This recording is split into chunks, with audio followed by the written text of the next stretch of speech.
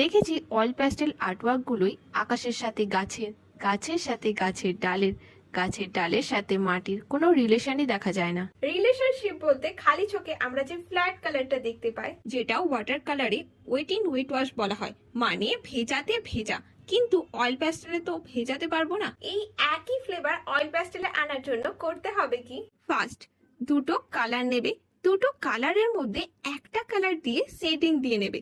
Shading হয়ে গেলে colour blending করার আগে কটন বাডের ওপর সেই কালারটা বা সাদা কালারটা লাগিয়ে নেবে, তাহলে স্মুথলি কালার ব্লেন্ড হবে।